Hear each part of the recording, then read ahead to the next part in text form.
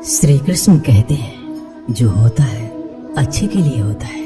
कभी कभी विपरीत परिस्थितियां हमारी वर्तमान स्थिति को अच्छा करने के लिए आती है। मन चंचल होता है, ये इधर उधर भागता है और किसी भी कार्य की एकाग्रता का दुश्मन है।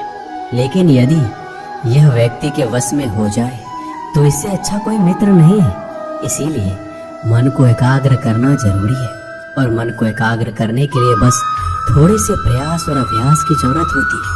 भगवान कहते हैं मेरे लिए ना कोई घृणित है, ना कोई मित्र, ना ही कोई प्रिय है, ना कोई निर्धन है, ना ही कोई धनी है।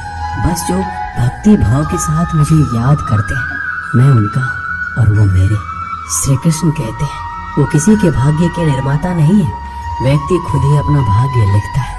आप जैसा बीज बोएंगे आप वैसा ही फसल काटेंगे, आप जैसा कर्म करेंगे आपको वैसे ही परिणाम मिलेंगे। यदि विद्यार्थी मन लगाकर पढ़ाई करेंगे तो परीक्षा में सफल होंगे। इसीलिए हर व्यक्ति का भाग्य भी तभी बदलेगा जब वो अपना कर्म करेगा।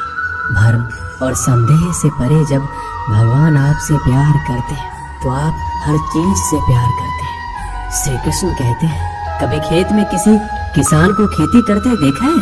वो उसे सींचता है, उसे जोतता है, पशु पक्षियों से खेत की फसल की रक्षा करता है। परंतु एक बात का वो सबसे विशेष ध्यान रखता है कि कहीं खेत में खरपतवार न उग जाए, क्योंकि एक खरपतवार खेत की सारी फसल को नष्ट कर सकती है। ठीक उसी प्रकार यदि वंश की कोई संतान खोटी निकल जाती है तो वो समूचे वंश का सर्वनाश कर देती है। इसीलिए संतान के लालन पालन में विशेष ध्यान देना आवश्यक होता है, क्योंकि संतान वो फसल होती है जो वंश के आने वाले समय को महान बना सकती है या फिर वंश का पतन कर सकती है।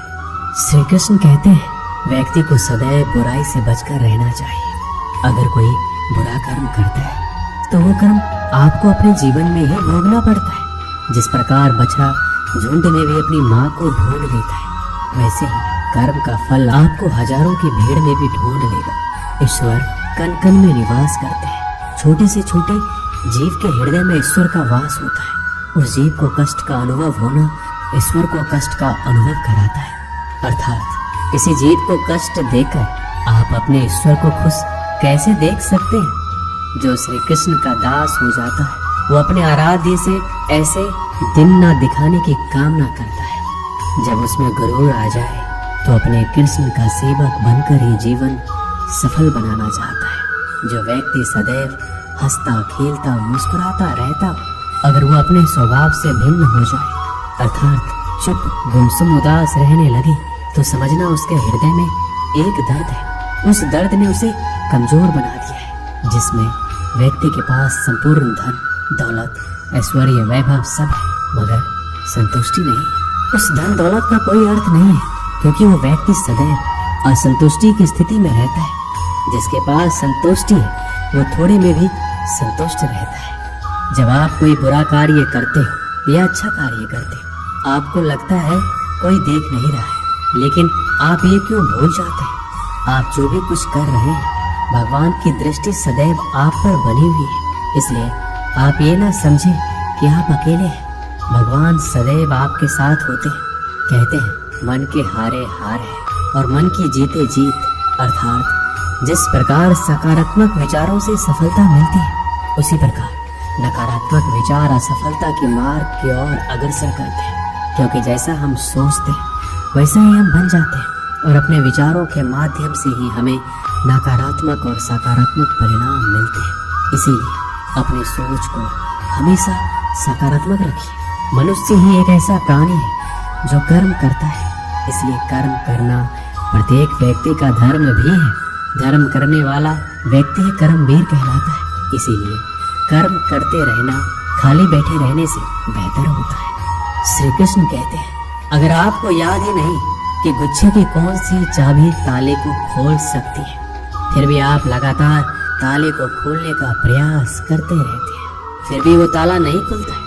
अधिकतर लोग ऐसी परिस्थिति में अपनी आशा खो बैठते हैं। उन्हें लगता है कहीं चाबी खो गई है और वो तिलमिला जाते हैं, क्रोधित हो उठते हैं।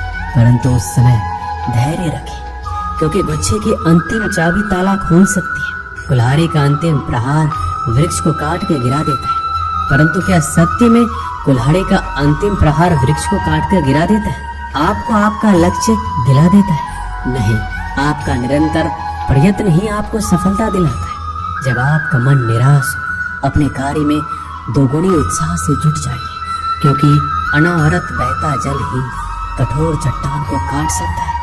सफलता का मूल है परिश्रम, प्रयास और आशा।